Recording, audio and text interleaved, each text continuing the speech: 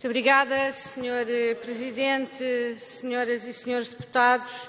Vimos por aquilo que foram as intervenções neste debate que, de facto, este tema não se esgota de maneira nenhuma no quadro do debate que temos a oportunidade de ter hoje aqui. E parece-me que é claro que os efeitos da grave crise económica no mercado de trabalho português são uma realidade que ninguém procura esconder. E são uma realidade que carece de intervenções e também são a necessidade de reconhecer que a crise acelerou um processo de diversificação e de modernização da nossa economia que estava em curso e que impediu uma transição mais lenta, mais justa e menos destruidora de emprego. Mas temos que lidar com a crise. E aquilo que é a realidade é que no primeiro semestre de 2010 os dados do desemprego nos dizem que ele é de 10,6%. E cada pessoa que faz parte deste contingente de desempregados é uma fonte de preocupação para o Governo e para todos nós, espero. Sabemos que muitos deles terão muita dificuldade em voltar ao mercado de trabalho, que é um mercado de trabalho cada vez mais exigente em termos das qualificações que são necessárias e dos níveis de produtividade que são necessários. Eu penso que sobre a credibilidade dos dados e sobre a forma como eles são aferidos pelas diferentes agências, talvez algum dia necessitássemos ter alguma discussão mais técnica sobre essa questão, mas também me parece que não é o cerne da questão aqui neste debate. Agora, acho que há algumas questões que são muitas vezes esquecidas e que temos também que sublinhar. Falamos muito do desemprego e dos desempregados, mas esquecemos de algumas características importantes ao nível da população empregada. Eu gostava só de salientar três, também para desdizer alguma afirmação que foi feita nesta Câmara já hoje.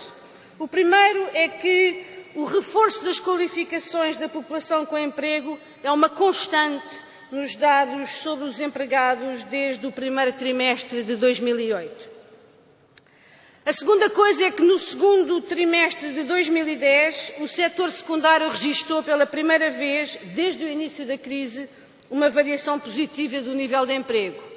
E o terceiro é que no segundo trimestre se registrou um aumento dos contratos de trabalho sem termo, também pela primeira vez desde o início da crise. Rapidamente, três notas sobre a população desempregada.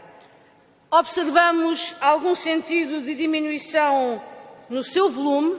No segundo trimestre tivemos um decréscimo dos novos desempregados, ou seja, o acesso ao mercado de trabalho diminuiu o número daqueles que se encontram à procura de emprego por um período inferior a um ano e que pelo quarto mês consecutivo se registrou uma diminuição no número de inscritos junto dos centros de emprego. E, portanto, não escamoteando a gravidade do desemprego e das pessoas que estão desempregadas, temos que ultrapassar este estado de autocomiseração e temos, sobretudo, que discutir as perspectivas e as ações a desenvolver, porque reconhecemos da parte do Governo que uma das condicionantes para o aumento do emprego tem a ver com o crescimento económico, mas, sobretudo, que ele também se faz através de medidas ativas que possam reintegrar as pessoas no mercado de trabalho e na sociedade. E, por isso, este Governo continua desde o início empenhado em promover o regresso ao mercado de trabalho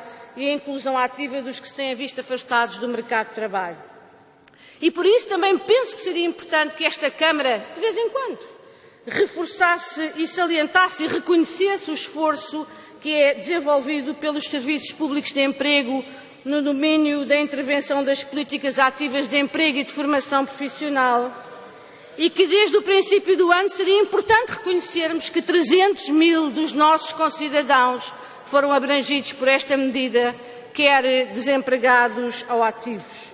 Também seria interessante reconhecer que, em vez de se dizer que o Governo retirou as medidas de apoio, as medidas extraordinárias de apoio, eu relembro que aquilo que o Governo fez foi voltar àquilo que era o regime pré-crise em relação às medidas ativas de emprego Mas talvez fosse importante também reconhecer o esforço que foi feito e que permitiu que até ao final de julho mais de 525 mil pessoas fossem abrangidas por estas medidas de reforço das políticas de apoio e de resposta à crise. E por isso, consideramos que só uma abordagem equilibrada e integrada é que pode ajudar-nos a planear o futuro, ter mais eficiência e ter fatores de sustentabilidade dos vários sistemas, quer do produtivo, quer do sistema de previdência. Já falámos muitas vezes nesta Câmara sobre aquilo que tem sido o papel do Estado em termos de rigor na fiscalização, em termos de rigor na cobrança de dívidas. E também gostava de dizer e tranquilizar todas e todos os portugueses que não haverá nenhum português beneficiário dos apoios sociais que verá o seu apoio cortado porque não conseguiu ter acesso à segurança social direta. E sobre essa matéria, penso que é muito importante dizer que nós temos tido cerca de 20 mil passwords por dia que estão a ser passadas para justamente as pessoas poderem fazer a justificação dos seus recursos. 20 mil pessoas por dia parece-me ser importante e que a Segurança Social pôs no terreno uma série de medidas que são públicas para apoiar as pessoas a poderem fazer a sua justificação. Também gostava de dizer que estas políticas são uma opção política clara do Governo e, sobretudo, que a opção que tomamos em relação à disciplina financeira é o preço com o qual compramos a manutenção da liberdade que nos permite ser nós próprios a decidir quais são as nossas prioridades das políticas sociais. Também gostava de dizer que um sistema de proteção social digno desse nome é universal, ou seja, aplica-se a todos, sem deixar de ser capaz de discriminar positivamente aqueles que mais necessitam. E também gostava de dizer, para terminar, que as questões do fomento do emprego e do combate ao desemprego são discutidas e negociadas pelo Governo com os parceiros sociais.